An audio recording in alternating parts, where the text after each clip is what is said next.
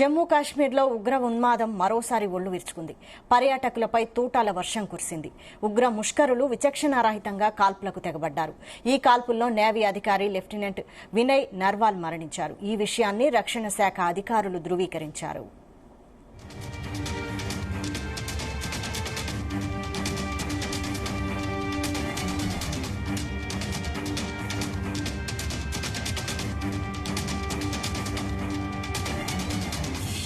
పెళ్లయి కాళ్లకు పారాణి ఆరకముందే నవవధువు జీవితం తలకిందులైంది. భర్తను ఉగ్రవాదులు పొట్టన పెట్టుకోవడంతో ఆ నవవధువు తన భర్త మృతదేహాన్ని పట్టుకుని దిక్కులు పిక్కటిల్లేలా ఏడ్చింది. ఈ మారణకాండలో బలైపోయిన నేవీ అధికారి లెఫ్టినెంట్ వినయ్ నర్వాల్ గా గుర్తించారు. హర్యానాకు చెందిన వినయ్ కొచ్చిలో విధులు నిర్వహిస్తున్నారు. ఏప్రిల్ 16న వివాహం చేసుకున్న ఆయన హనీమూన్ కోసమో లేదా సెలవును ఎంజాయ్ చేసేందుకో కాశ్మీర్కు వచ్చారు.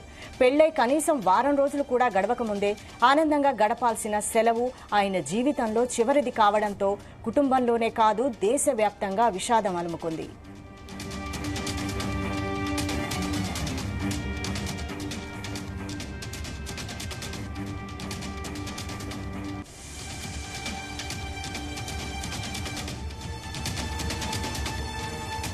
ఈ క్రమంలో నవవధువు రోధిస్తూ తనకు పెళ్లై కేవలం 6 రోజులే అవుతోంది. ఘటన జరిగినప్పుడు మేమిద్దరం పానీపూరిని ఆస్వాదిస్తున్నట్లు తెలిపింది. హఠాత్తుగా ఒక ఉగ్రవాది తమ వద్దకు వచ్చాడని తెలిపింది. తన భర్త ముస్లిం కాదు కదా అని అన్నాడు. వెంటనే ఆయన తలకు తుపాకీ గురిపెట్టి కాల్చి వెళ్లిపోయాడు. రక్తపు మడుగులో ఉన్న తన భర్తను ఎవరైనా కాపాడండి అంటూ ఏడుస్తున్న హృదయ విదారక వీడియో సోషల్ మీడియాలో వైరల్గా మారింది.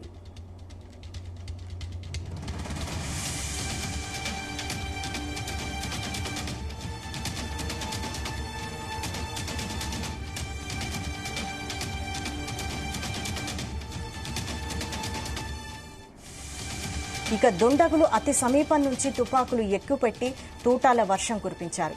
మహిళలు, చిన్నారులను వదిలిపెట్టి పురుషులే లక్ష్యంగా దాడి చేశారు. 28 మంది పర్యాటకులు ప్రాణాలు కోల్పోయారు.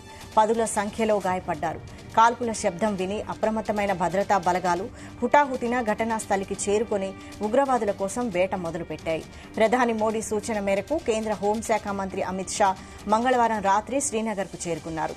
మృతుల్లో 2 విదేశీయులు ఉన్నట్లు అధికారులు గుర్తించారు. ఇక హైదరాబాద్లో నివాసం ఉంటున్న నిఘా విభాగం అధికారి మనీష్ రంజన్, కర్ణాటకకు చెందిన వ్యాపారి మంజునాథ్ ప్రాణాలు కోల్పోయారు.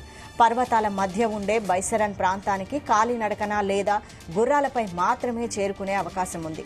కాల్పుల్లో గాయపడిన వారిలో కొందరిని గుర్రాలపై కిందికి తరలించారు. సహాయక చర్యల కోసం హెలికాప్టర్ను రంగంలోకి దింపారు.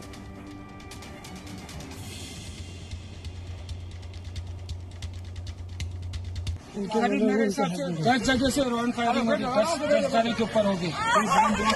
बैठो बैठो बैठो बैठो बैठो बैठो बैठो आराम से बैठो। फायरिंग कर रहे हैं वो लोग। हाँ फायरिंग कर रहे हैं। किस चोट है? मेरे बाजू में बगल में था।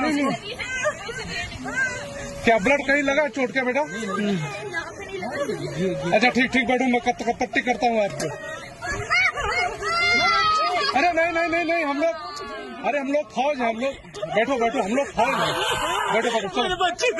अरे हम लोग फौजी हैं, कुछ नहीं करेंगे, आपकी सेफ्टी के लिए आए हो, आपकी सेफ्टी के लिए आए हैं, बैठो बैठो बैठो बैठो, आपकी सेफ्टी के लिए आए हैं। हम इंडियन आर्मी है, बैठो। ये इंडियन आर्मी है। आप लोग कहाँ से आए हो? कहाँ से आए आप लोग?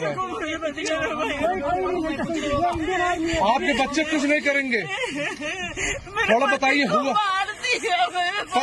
पति आए हैं, बैठो बैठो बैठो बैठो, आपकी सेफ्टी के लिए आए हैं। हम इंडियन आर्मी है, बैठो। ये इंडियन आर्मी है। आप लोग कहाँ से आए हो? कहाँ से आए आप लोग?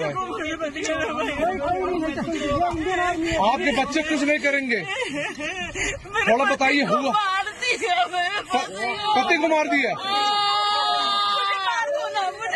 नहीं नहीं बेटा शांत रहो। लो पानी पियो, पानी पियो। कहाँ से आए लोग?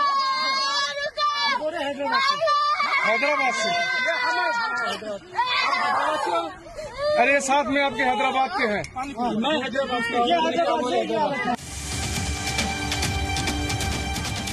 జమ్మూ కాశ్మీర్లోని అనంతనాగ్ జిల్లాలో పర్యాటకులపై భీకర ఉగ్రదాడి నేపథ్యంలో ప్రధానమంత్రి నరేంద్ర మోడీ తన సౌదీ అరేబియా పర్యటనను కుదించుకుని హుటాహుటిన భారత్ చేరుకున్నారు.